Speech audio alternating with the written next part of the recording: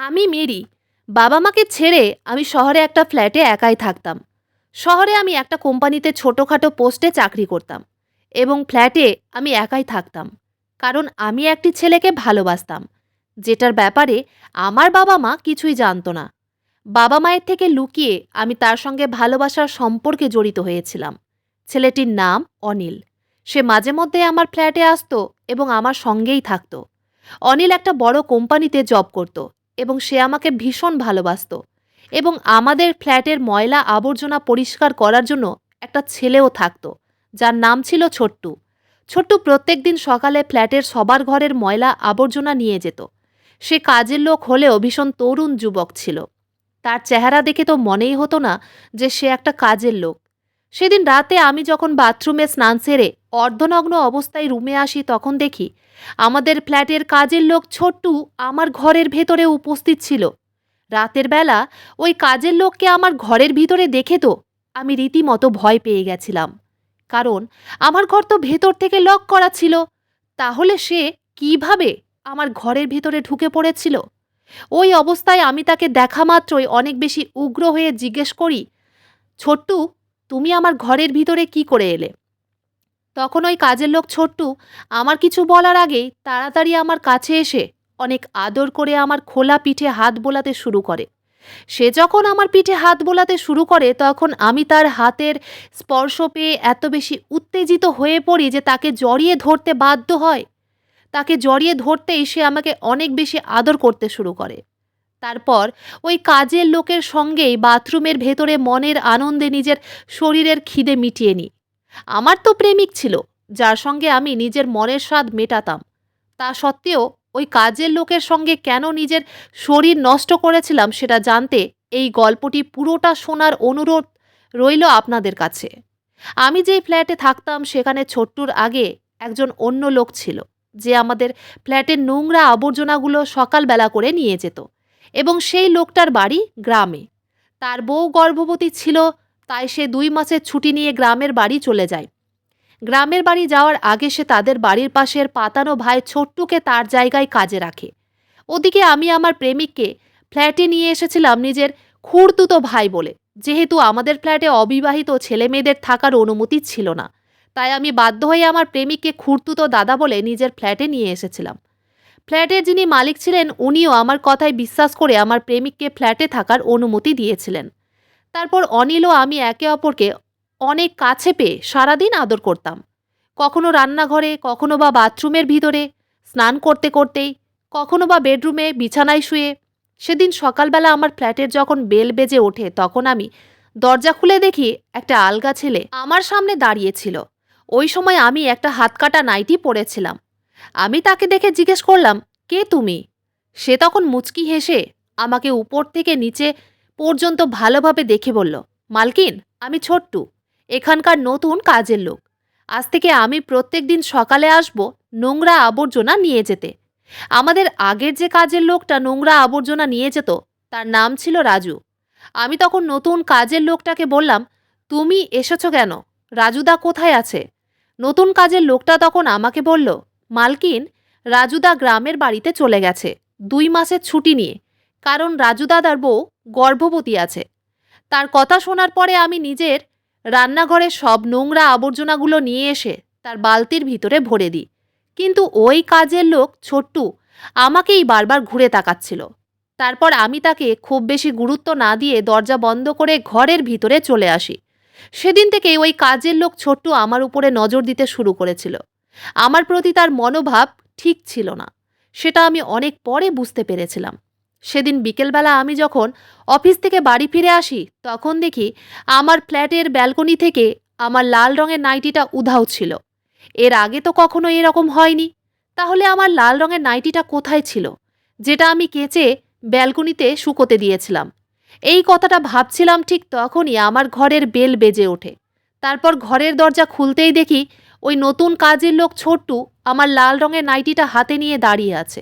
তারপর আমার কিছু জিজ্ঞেস করার আগেই ওই কাজের লোক আমার দিকে তাকিয়ে মুচকি হেসে বলল, মালকিন, আপনার এই নাইটিটা ব্যালকনি থেকে নিচে পড়ে গেছিল, তাই আমি এটা তুলে রেখেছিলাম। এই নিন আপনার নাইটি। তারপর আমি খুশি হয়ে ওই কাজের লোকের নাম ডেকে বললাম, বাহ, ছোট্টু, তুমি তো দেখছি খুব কাজের লোক। আমার কথা শুনে ছোট্টু অনেক বেশি উৎসাহিত হয়ে আমাকে বলল, ম্যাডাম, আপনি আমার ফোন নাম্বারটা নিয়ে রাখুন এবং কোনো অসুবিধে হলে আমাকে ফোন করে ডাকবেন। আমি হাজির হয়ে যাব। আমি ওই কাজের লোকের উপরে বিশ্বাস করেছিলাম, কিন্তু আমি স্বপ্নেও ভাবতে পারিনি যে তার মনে তো আমার প্রতি অন্য কিছু ছিল। সেদিনের পর থেকে আমার ফ্ল্যাটে কিছু না কিছু সমস্যা দেখা দিত। সেদিন রাতে আমি যখন আমার প্রেমিকের সঙ্গে সময় কাটাতে ব্যস্ত ছিলাম, তখন ওই কাজের লোক ছোট্ট একটা লম্বা লাঠিতে করে তার নিজের মোবাইল ফোনটা বেঁধে আমার বেডরুমের জানালার বাইরে ভিডিও অন করে রেখেছিল, এটা দেখার জন্য যে আমি ঘরের ভিতরে কি করছি। আমি দোতলার ফ্ল্যাটে থাকতাম। তখনও কেউ জানতো না যে অনিল আমার প্রেমিক হয়। কিন্তু ওই কাজের লোক ছোট্ট যখন আমাদের দুজনের ভিডিও করেছিল, তখন সে জেনে গেছিল যে অনিল আমার খুড়তুতো দাদা নয়, সে তো আমার প্রেমিক হয়। সেদিন আমার প্রেমিক যখন আমাকে বুকে জড়িয়ে ধরে চুমু খাচ্ছিল, ঠিক তখনই আমার ফ্ল্যাটের ইলেকট্রিসিটি চলে যায়। আমার প্রেমিক অনিল তখন আশ্চর্য হয়ে আমাকে বলল, মেরি, কি ব্যাপার? সবার ফ্ল্যাটে তো ইলেকট্রিসিটি আছে, কিন্তু আমাদের রুমে নেই কেন? আমি তখন অনিলকে বললাম, এরকম তো এর আগে কখনো হয়নি। অনিল তখন বলল, মেরি, তুমি বসো, আমি নিচে থেকে দেখে আসছি।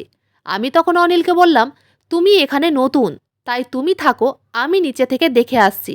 তারপর আমি যখন গায়ে জামা কাপড় দিয়ে নিচে যাই, তখন হঠাৎ করে আমার সামনে ওই কাজের লোক ছোট্টু এসে হাজির হয়। হঠাৎ করে তাকে দেখে তো আমি প্রথমে আঁতকে উঠেছিলাম। তারপর আমার কিছু বলার আগে ছোট্টু বলল, ম্যাডাম, আপনি এত রাতে নিচে কি করছেন? আপনার কি কিছু লাগবে? আমি তখন বললাম, ছোট্টু, সবার রুমে তো ইলেকট্রিসিটি আছে, কিন্তু আমাদের রুমে নেই, তাই তুমি একটু দেখে এসো। তারপর আমিও যখন ছোট্টুর সঙ্গে যাই, তখন সেখানে গিয়ে দেখি আমাদের ফ্ল্যাটের মিটারের হ্যান্ডেল নামানো ছিল। আমি তখন ছোট্টুকে বললাম, এটা কে বন্ধ করেছে? ছোট্টু তখন মুচকি হেসে বলল, ম্যাডাম, হয়তো কেউ ভুল করে বন্ধ করে দিয়েছে। আমি তো জানি না এটা কে বন্ধ করেছে। আর এমনিতেও এবার তো আপনার ফ্ল্যাটের ইলেকট্রিসিটি চলে এসেছে, তাই এইসব কথা বাদ দিন। ঠিক ওই সময় আমার প্রেমিক সেখানে এসে হাজির হয়। তখন ছোট্টুকে সেখানে দেখে আমার প্রেমিক রেগে গিয়ে বলল, তুমি এখানে কি করছো? আমি তখন অনিলকে বললাম, তুমি শুধুই শুধুই ছোট্টুর উপরে রাগ করছো, ও তো আমার সাহায্য করছে। এই কথা শুনে অনিল আমার হাত ধরে আমাকে উপরে নিয়ে চলে যায়। শুধু তাই নয়, তার ঠিক 2 দিন পরে আমি যখন দুপুরে বাথরুমে স্নান করছিলাম, তখন হঠাৎ করে আমার ট্যাপ থেকে জল পড়া বন্ধ হয়ে যায়। আমি তখন তাড়াতাড়ি একটা টাওয়েল গায়ে জড়িয়ে বাথরুম থেকে বেরিয়ে আসি। অনেক চেষ্টা করার পরেও যখন আমার বাথরুমের ও রান্নাঘরের ট্যাপ দিয়ে জল আসেনি, তখন আমি ছোট্টুর নাম্বারে ফোন করেছিলাম এবং তাকে আমার ফ্ল্যাটে ডেকেছিলাম। আমি তখনও গোলাপি রঙের টাওয়েল গায়ে জড়িয়েছিলাম এবং ওই টাওয়েল পরে আমার পায়ের অর্ধেকের বেশি অংশই কিন্তু দেখা যাচ্ছিল। তারপর ওই কাজের লোক ছোট্টু যখন আমার ফ্ল্যাটে আসে, তখন সে আমাকে ওই অবস্থায় দেখে আমার দিকেই বারবার ঘুরে তাকাচ্ছিল। আর আমি তখনও তার খারাপ মতিগতি বুঝতেই পারিনি। ওই কাজের লোক ছোট্টু যখন আমার বাথরুমের নলগুলো চেক করে দেখছিল, ঠিক তখনই অনিলের ফোন আসে। আমি তখন বাথরুম থেকে বেরিয়ে অনিলের সঙ্গে ফোনে কথা বলতে ব্যস্ত হয়ে পড়ি। ওই সময় বাথরুমের ভেতরে আমার ভেতরের পরনের কাপড়গুলো রাখা ছিল। আমি ওই সময় ফোনে অনিলকে বলছিলাম যে নল থেকে জল পড়ছে না, তাই আমি ছোট্টুকে ডেকেছি নলগুলো দেখার জন্য। কাজের লোক ছোট্টুর কথা শুনতেই তো আমার প্রেমিক অনিল আমার উপরে অভিমান করে বলল, কি দরকার ছিল ওই ছেলেটিকে ডাকার? ওকে আমার পছন্দ নয়, ওই ছেলেটিকে আমার সন্দেহ হয়। আমি তখন আমার প্রেমিককে বললাম, তুমি সবসময় ওকে সন্দেহ করো কেন? ও একটা কাজের লোক, তুমি শুধুই শুধুই ওর উপরে রাগ করছো। অনিলের সঙ্গে কথা বলার কিছুক্ষণ পরে আমি যখন বাথরুমে যাই, তখন দেখি ছোট্টু খুব চেষ্টা করছিল নলগুলোকে ঠিক করার। সে তখন আমাকে দেখার পরে বলল, ম্যাডাম, আমার মনে হয় উপরে কিছু সমস্যা আছে, কারণ নলগুলো তো একদম ঠিক আছে, তাই আমি উপর থেকে দেখে আসছি। তারপর ছাদের উপরে গিয়ে দেখি আমার ট্যাঙ্কির প্রধান নলটা ঘোরানো ছিল, মানে বন্ধ করা ছিল। আমি তো প্রথমে বুঝতেই পারিনি যে এই সব কিছু তো ওই কাজের লোকটাই করছিল। সে আমাকে দেখার ও আমার সঙ্গে কথা বলার বাহানায় আমার ফ্ল্যাটে কিছু না কিছু গন্ডগোল করত, যাতে সে আমার আশেপাশেই থাকতে পারে। সে কিছু না কিছু বাহানায় আমার ফ্ল্যাটে আসতো এবং আমাকে ছোঁয়ার অনেক চেষ্টা করত। এইগুলো আমি অনেক পরে বুঝতে পেরেছিলাম, যখন সে বাথরুমের ভেতর থেকে আমার নাইটির ভেতরের পরনের কাপড়টা চুরি করে নিয়ে গেছিল।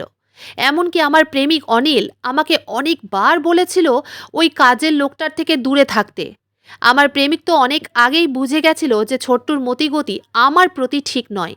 তাই সে ছোট্টুকে একদম পছন্দ করতো না, এবং এই কথাটা ছোট্টুও জানতো যে আমার প্রেমিক তাকে পছন্দ করে না। এমনকি একদিন ছোট্টু যখন ঘরের ময়লা আবর্জনা নিতে আসে, তখন আমাকে জিজ্ঞেস করেছিল, ম্যাডাম, এটা আপনার দাদা না অন্য কেউ? আমি তখন রেগে ছোট্টুকে বলেছিলাম, তুমি নিজের কাজে মনোযোগ দাও, আমার ব্যাপারে বেশি দখল আন্দাজি করতে এসো না। এমনকি সে আমার প্রেমিককে আমার থেকে দূরে করার জন্য ফ্ল্যাটের মালিককে সব কিছু বলে দিয়েছিল যে অনিল আমার খুড়তুতো দাদা নয়, সে আমার প্রেমিক হয়। আসলে অনিল যেই ফ্ল্যাটে থাকতো সেখানকার কিছু কাজ বাকি ছিল, যার জন্য অনিল কিছুদিনের জন্য আমার ফ্ল্যাটে থাকতে এসেছিল। তারপরে আমরা দুজনে সিদ্ধান্ত নিয়েছিলাম যে তার ফ্ল্যাটের কাজকর্ম শেষ হয়ে গেলেই আমরা দুজনে সেখানে শিফট হয়ে যাব। তারপর ফ্ল্যাটের মালিক যখন এটা জানতে পারে যে অনিল আমার প্রেমিক, তখন ফ্ল্যাটের মালিক অনিলের সামনেই আমাকে অনেক কথা শুনিয়েছিল। ফ্ল্যাটের মালিক তখন আমাকে বলল, মেরি, তুমি আমাকে মিথ্যে কথা বলে তোমার প্রেমিককে ফ্ল্যাটে থাকতে দিয়েছ, যেটা আমার ফ্ল্যাটের নিয়মের বাইরে। আমি এইসব অ্যালাউ করি না। এটা জানা সত্ত্বেও তোমার প্রেমিককে এখানে থাকতে দিয়েছ। তাই আমি এক্ষুনি তোমার বাড়িতে ফোন করে সব কিছু জানিয়ে দেব। আমি তখন মালিককে সব কিছু বললাম যে অনিলের অসুবিধে আছে, তাই সে কিছুদিনের জন্য আমার ফ্ল্যাটে থাকতে এসেছে। তাই আমি ফ্ল্যাটের মালিকের সামনে হাত জোর করে অনুরোধ করেছিলাম যাতে আমার বাড়িতে ফোন করে কিছু না বলে। তারপর ফ্ল্যাটের মালিক যখন আমার ঘর থেকে বেরিয়ে চলে যায়, তারপরে অনিল অনেক রেগে ওই কাজের লোক ছোট্টুর কাছে যায়। আমিও তখন অনিলের পেছনে যাই। ছোট্টু নিচের একটা ঘরে থাকতো। সেখানে গিয়ে অনিল অনেক রেগে ওই কাজের লোকের জামার কলার ধরে বলল, এইসব তুই করেছিস না? তুই বলেছিস ফ্ল্যাটের মালিককে আমাদের ব্যাপারে দখল আন্দাজি করার তোর কোনো অধিকার নেই। কাজের লোক ছোট্টু তখন অনেক বেশি ঘাবড়ে গিয়ে বলল, মালিক, আমি কিছু করিনি, আমাকে ছেড়ে দিন। তার মধ্যেই চিৎকার চেঁচামেচি শুরু হয়ে যায়। এমনকি অনিল তো তার উপরে প্রায় মারধর করতে শুরু করে দেয়। তখন আমি কিছু বলবো তার আগেই আমার নজর পড়ে আমার সেই হারিয়ে যাওয়া শরীরের ভেতরের আচ্ছাদনের উপরে, যেটা আমি বেশ কিছুদিন থেকেই খুঁজে পাচ্ছিলাম না। আমার ওই পোশাকটা কাজের লোকের ঘরে দেখে তো আমার ও অনিলের মাথা পুরো ঘুরে ওঠে। ওটা দেখে তো অনিল ছোট্টুকে আরও বেশি মারতে শুরু করে। তখন চিৎকার চেঁচামেচি শুনে ফ্ল্যাটের মালিক ও ফ্ল্যাটের রক্ষীরা এসে হাজির হয়। ফ্ল্যাটের মালিক তখন অনিলকে ওই কাজের লোকের থেকে দূরে সরিয়ে বলল, তুমি এইভাবে ওকে মারতে পারো না। তারপর আমার প্রেমিক ফ্ল্যাটের মালিককে সব কিছু বলল যে ওই কাজের লোক আমাকে খারাপ নজরে দেখে, এবং আমিও তখন সব কিছু বুঝতে পেরে ফ্ল্যাটের মালিককে বললাম, ছোট্টু সবসময় কোনো না কোনো বাহানায় আমার রুমের ভেতরে আসার চেষ্টা করে। অনিল তখন ফ্ল্যাটের মালিককে বলল, যতদিন না তার নিজের ফ্ল্যাটের কাজ শেষ হচ্ছে ততদিন সে আমার সেফটির জন্য আমার সঙ্গেই থাকবে, এবং ওই কাজের লোককে যাতে পুলিশের হাতে দেওয়া হয়। সব কিছু শোনার পরে ফ্ল্যাটের মালিক ছোট্টুর গালে একটা থাপ্পড় মেরে বললেন, তোকে আজকেই পুলিশের হাতে দেব। এত কিছু হয়ে যাওয়ার পরেও ওই কাজের লোক একটাই কথা বলছিল যে সে নাকি কিছুই করেনি। আমার প্রেমিক অনিল যখন ফ্ল্যাটের মালিককে বলে তাকে পুলিশের হাতে দেওয়ার কথা, তখন ফ্ল্যাটের মালিক আমাদের বলেছিল, তোমরা একদম চিন্তা করবে না, আমি তাকে এক্ষুনি পুলিশের হাতে দিয়ে দেব, কিন্তু দয়া করে তোমরা এই কথাগুলো পাঁচ কান করবে না, নইলে আমার ফ্ল্যাটের নাম খারাপ হবে।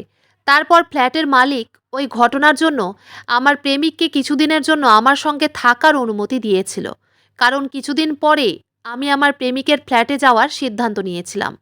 সেদিন আমরা ভেবেছিলাম এবার হয়তো সব কিছু ঠিক হয়ে যাবে।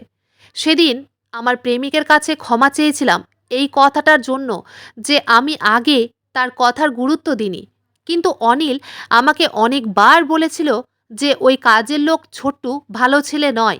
তার ঠিক 2 দিন পরে আমি যখন বেডরুমের জানালা খুলি, তখন দেখি ফ্ল্যাটের প্রাচীরের বাইরে রাস্তার উপর ছোট্টু দাঁড়িয়েছিল এবং আমার দিকে কটমট করে তাকিয়েছিল। হঠাৎ করে তাকে দেখে আমি প্রথমে অনেক বেশি ভয় পেয়ে গেছিলাম, কারণ তাকে দেখে মনে হচ্ছিল সে যেন আমাকে জ্যান্ত খেয়ে ফেলবে। সেদিন অনিল আমার সঙ্গেই ছিল। আমি ওই কাজের লোক ছোট্টুকে দেখে তো এত বেশি ভয় পেয়ে গেলাম যে তাড়াতাড়ি রান্নাঘরে গিয়ে অনিলের হাত ধরে বেডরুমে নিয়ে আসি এবং অনিলকে বলি যে ফ্ল্যাটের বাইরে ওই কাজের লোক দাঁড়িয়ে আছে, কিন্তু ততক্ষণে সে সেখান থেকে চলে গেছিল। তাই অনিল তাকে দেখতে পায়নি। আমি যখন অনেক বেশি ভয় পেয়ে গেছিলাম তখন অনিল আমাকে জড়িয়ে ধরে বলল, তুমি একদম ভয় পেও না, ও তো জেলে আছে, তাই ও এখানে কি করে আসবে। আমি তখন অনিলকে বললাম, আমি সত্যি বলছি, এক্ষুনি তাকে জানালার বাইরে দেখেছি এবং আমার ভীষণ ভয় লাগছে, সে যদি আমার সঙ্গে কিছু করে বসে। অনিল তখন অনেক ভালোবেসে আমার কপালে একটা আলতো চুমু দিয়ে বলল, মেরি, তুমি একদম ভয় পেও না, আমি তো তোমার সঙ্গেই আছি। আর আমি যখন অফিসে যাব তখন তুমি বাড়ির জানালা দরজা সব কিছু লাগিয়ে রাখবে। আর এমনিতেও নিচে তো রক্ষীরা আছে, তাই সে আসতে পারবে না। তার পরের দিন অনিল যখন সকালবেলা অফিসের জন্য বেরিয়ে যায় তখন আমি ঘরের চারিদিক বন্ধ করে দিয়ে স্নান করতে বাথরুমের ভিতরে যাই। তারপর স্নান করে আমি যখন বাথরুম থেকে বেরিয়ে আসি তখন দেখি আমার ঘরের সব পর্দাগুলো লাগানো ছিল এবং সব ঘর অন্ধকার হয়েছিল। ঘরের পর্দাগুলো লাগানো অবস্থায় দেখে আমার সন্দেহ হলো, কারণ আমি তো শুধু জানালাগুলো লাগিয়েছিলাম আর পর্দাগুলো তো খোলাই ছিল। তাহলে ঘরের পর্দা কে বন্ধ করলো? এই কথাটা ভাবতে ভাবতে আমি যখন বেডরুমে যাই তখন আমার পায়ের তলা থেকে যেন মাটি সরে যায়, কারণ ওই কাজের লোক ছোট্টু আমার বেডরুমের বিছানায় শুয়েছিল। শুধু তাই নয়, আমার বিছানাটাকে গোলাপ ফুল দিয়ে সাজিয়ে রেখেছিল। আমি তখন আরও বেশি ঘাবড়ে গিয়ে বললাম, তুমি আমার ঘরের ভিতরে কি করে এলে? তুমি এক্ষুনি চলে যাও আমার ঘর থেকে, নইলে আমি চিৎকার করব। ছোট্টু তখন আমার হাতটাকে চেপে ধরে আর আরেকটা হাত দিয়ে আমার মুখটাকে চেপে ধরে বলল, ম্যাডাম, আপনাকে কিছু না করাতে আপনি আমাকে অনেক অপমানিত করেছেন, তাই আজকে আমার সব মনোকামনা পূরণ করব আপনার সঙ্গে। আমি তো আপনাকে অনেক ভালোবাসি, প্রথম দেখাতেই আমি আপনার জন্য পাগল হয়ে গেছিলাম, তাই আজ আমি আপনাকে অনেক আদর করব। অনেক কষ্ট করে সেদিন আপনার বাথরুমের ভেতরে সেই গায়ে মাখা সাবানে আপনার ঘরের চাবির ছাপ বসিয়ে ডুপ্লিকেট চাবি আমি তৈরি করেছি। আর সেই ডুপ্লিকেট চাবি দিয়ে আজ আমি আপনার ঘরের ভিতরে ঢুকেছি। আজ আমার মনের সব ইচ্ছে পূরণ করব। সেদিন তো আপনার পরনের পোশাক চুরি করে সেটাকে দেখে আমার মনের ইচ্ছেটাকে পূরণ করেছিলাম, কিন্তু আজ আপনাকে সামনে থেকে স্পর্শ করে আমার ভীষণ ভালো লাগছে। সে যেহেতু আমার মুখটাকে চেপে ধরেছিল তাই আমি কোনো কথা বলতেই পারছিলাম না, কিন্তু তার কথা শুনে ভয়ে আমার চোখ দিয়ে জল গড়িয়ে যাচ্ছিল। আমার চোখ মুখ পুরো লাল হয়ে গেছিল, আমার পুরো শরীর থরথর করে কাঁপছিল। আমি বুঝতে পারছিলাম না যে কিভাবে এবার আমি নিজের মান সম্মান রক্ষা করব। আমি যখন সেখান থেকে পালানোর চেষ্টা করি তখন সে আমার হাত ও পা বেঁধে দেয় এবং আমাকে জোর জবরদস্তি নিজের কোলে তুলে নিয়ে বিছানায় ফেলে দেয়। আমি তখন অনেক বেশি অস্থির হয়ে পড়েছিলাম নিজেকে ওই শয়তানের হাত থেকে বাঁচাতে। তারপর সে একে একে আমার পোশাক খুলতে শুরু করে এবং আমাকে খুব বাজেভাবে স্পর্শ করে। আর ঠিক তখনই আমার মোবাইলের ফোন বেজে ওঠে। আমার ফোন বারবার বাজতে থাকে, কিন্তু ওই শয়তান আমার হাত দুটোকে চেপে ধরে আমার ওখানে মুখ দিয়ে রেখেছিল। আমি শত চেষ্টার পরেও ওই শয়তানকে যখন নিজের থেকে দূর করতে পারিনি, তার কিছুক্ষণ পরে আমার প্রেমিক অনিল পুলিশকে সঙ্গে করে আমার ফ্ল্যাটে হাজির হয়ে যায়। কারণ আমি যখন তার ফোন রিসিভ করিনি তখন সে বুঝে গেছিল যে নিশ্চয়ই কিছু গন্ডগোল আছে। তারপর পুলিশে যখন দরজা ভেঙে ফ্ল্যাটের ভিতরে ঢুকে তখন ওই শয়তান আমাকে ছেড়ে দিয়ে পালানোর চেষ্টা করে। তখন পুলিশে তাকে গ্রেপ্তার করে।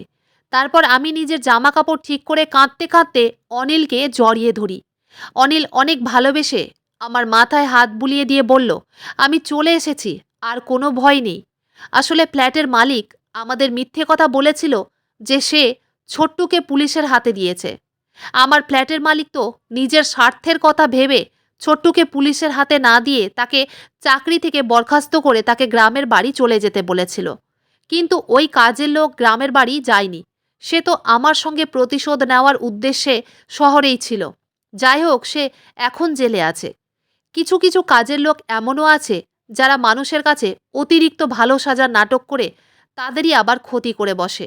ছোট্টুও ঠিক সেই রকম ধরনের কাজের লোক ছিল। সে সবসময় ভালো সাজার নাটক করত। ওই ঘটনার কিছুদিন পরে অনিল আমাকে বিয়ে করেছিল। এখন আমরা অনেক সুখে আছি। আমি এখন অনিলের ফ্ল্যাটে থাকি। ওই ঘটনাটা ভুলতে আমার অনেক সময় লেগেছিল। যাই হোক, এখন আমি অনেক সুখে আছি ও ভালো আছি। তাই কোনো কাজের লোককে বিশ্বাস করার আগে তার ব্যাপারে 10 বার ভালোভাবে যাচাই করা উচিত। বন্ধুরা, আজকের গল্পটি এখানেই শেষ করছি। গল্পতে কোনো ভুল ত্রুটি থাকলে ক্ষমা করে দিবেন। গল্পটি ভালো লাগলে অবশ্যই লাইক, শেয়ার, সাবস্ক্রাইব করতে ভুলবেন না। ধন্যবাদ।